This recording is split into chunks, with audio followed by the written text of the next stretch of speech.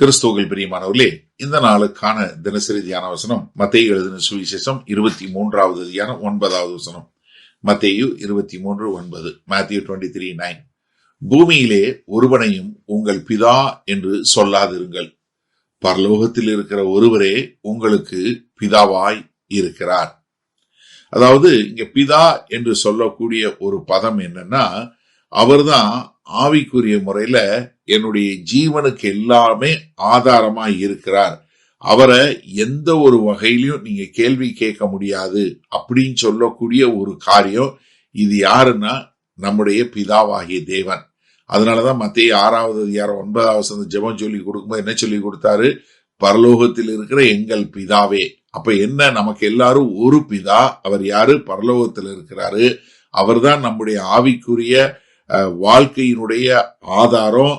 அவர் ஒருத்தருக்கு தான் எல்லா அதிகாரமும். அந்த அதிகாரத்தை ஒருத்தராலும் கேள்வி கேட்க முடியாது.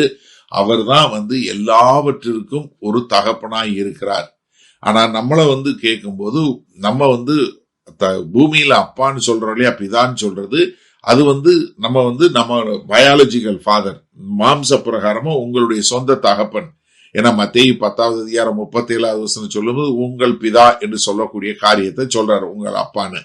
ஆனா அப்போஸ்தலனாகிய பவுல் இது பண்ணும்போது ஒரு ஆவிக்குரிய அடையாளமா சொல்லும் போது தன்னால ரட்சிக்கப்பட்ட மக்களை அவர் என்ன சொல்றாரு? நான் உங்களுக்கு தகப்பன் போல இருக்கிறேன். 1 கொரிந்தியர் 4வது அதிகாரம் 15வது வசனமா இருக்கட்டும், 1 தெசலோனிக்கர் 2:11 இருக்கட்டும், அதுல அவர் அப்படி உருவக அமைப்புல சொல்றாரு. ஆனா என்னங்க கர்த்தர் என்ன சொல்றாருன்னா, நீங்க யாரையும் ஆவிக்குரிய தகப்பன், அவர்கிட்ட இருந்தா எல்லாமே இருக்கு, அவர்தான் எல்லாத்துக்கும் அப்சல்யூட் என்று சொல்லக்கூடிய ஒரு காரியத்துல நீங்க யாரையும் கூப்பிடக்கூடாது அப்படின்னு சொல்லக்கூடிய ஒரு காரியம். ஏன்னா இங்க சொல்லும்போது பூமியிலே, ஏன்னா இங்க சொல்லும்போது நீங்க மொத்தமா நீங்க தகப்பன்னு கூப்பிடாதீங்கன்னு சொல்லவே இல்லை.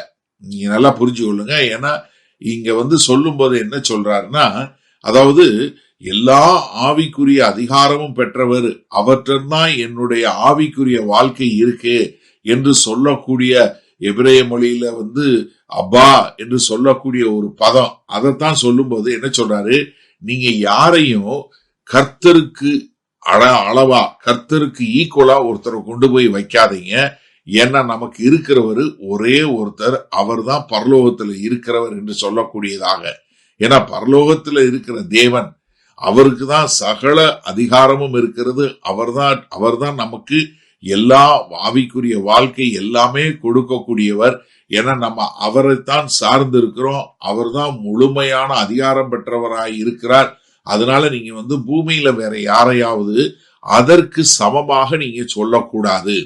ஏன்னா நீங்க அப்படி ஒரு அவருக்கு சமமா கொண்டு வந்தீங்கன்னா கர்த்தருக்குரிய கனத்தையும் கர்த்தருக்குரிய மரியாதையும் வேறொரு மாம்சமான மனுஷனுக்கு கொடுத்து விடுறீங்க அப்படின்னு சொல்லக்கூடிய ஒரு காரியம். அதனாலதான் உங்கள் பிதா எங்க இருக்கிறாரு? பரலோகத்துல இருக்கிறாரு. அப்ப நமக்கு பூமியில நம்ம யாரையும் அந்த பரலோக பிதாவுக்கு சமமாக என்னுடைய பிதா, என்னுடைய ஆவிக்குரிய தகப்பன் என்று சொல்லக்கூடிய காரியத்தை நீங்க சொல்லாதீங்க அப்படிங்கறதான் சொல்றாரு. சரி, இந்த நாள்ல இந்த வசனத்தை நம்ம எப்படி எடுத்துக்கொள்வது? இப்ப நீங்க பூமியில யாரையும் அப்பான்னு சொல்லக்கூடாதுன்னு சொல்லவே இல்லை.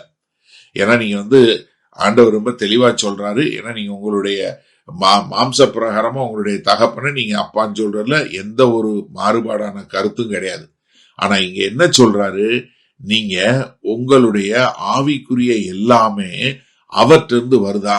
ஏன்னா இன்னைக்கு நிறைய பேர் என்ன, யாரையாவது ஒருத்தரை வச்சுட்டு இவர் தான் எனக்கு ஆவிக்குரிய தகப்பன் அப்படின்னு சொல்லக்கூடியது ரொம்ப லெகுவாக, ரொம்ப இதா உபயோகப்படுத்தக்கூடியவங்க நிறைய பேர் இருக்கிறாங்க.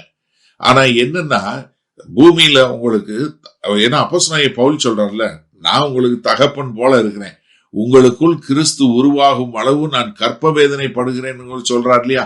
அப்ப என்னன்னா நமக்கு பூமியில நமக்கு போதிக்கக்கூடிய நிறைய போதகர்கள் உண்டு. நமக்கு அதை சரியான போதனையில வழி நடத்தக்கூடியவர்கள் உண்டு. ஆனா என்ன பண்ணக்கூடாதுன்னா, அவங்கதான் நமக்கு எல்லாமே ஆதாரம், அவங்ககிட்ட இருந்தா எல்லாம் வருதுன்னு போகக்கூடாது. ஏன்னா இன்றைக்கு அநேகர் கர்த்தராகி இயேசு கிறிஸ்துக்கு விசுவாசியாய் இருக்கிற காட்டிலும் பூமியில் உள்ளவங்களுக்கு விசுவாசம் உள்ளவங்களா நிறைய பேர் இருக்காங்க. எப்படின்னா, அவர் சொன்னாதான் கல்யாணம் பண்ணுவாங்க, அவர் சொன்னாதான் வேலைக்கு போவாங்க, அவர் சொன்னாதான் வீடு வாங்குவாங்க, அவர் சொன்னாதான் சைக்கிள் வாங்குவாங்க, எதாக இருந்தாலும் அவர் சொல்லணும் அப்படின்னு சொல்லக்கூடியதா. அப்படின்னா என்ன பண்றீங்க, நீங்க ஒரு சாதாரண மனுஷனை கர்த்தருக்கு ஒப்பாக கொண்டு போறீங்க. அதை செய்யாதீங்கிறதா இங்க கர்த்தர் யாருக்கு சொல்றாரு, சீஷர்களுக்கு சொல்றாரு. அதை தான் நான் உங்களுக்கு சொல்றேன். இன்னைக்கு கர்த்தராகி இயேசு கிறிஸ்துவை ஏற்றுக்கொண்ட எல்லாரும் எந்த ஒரு மனிதனையும் தேவனுக்கு சமமாக பிதா என்று அழைக்காது இருப்பீர்களாக.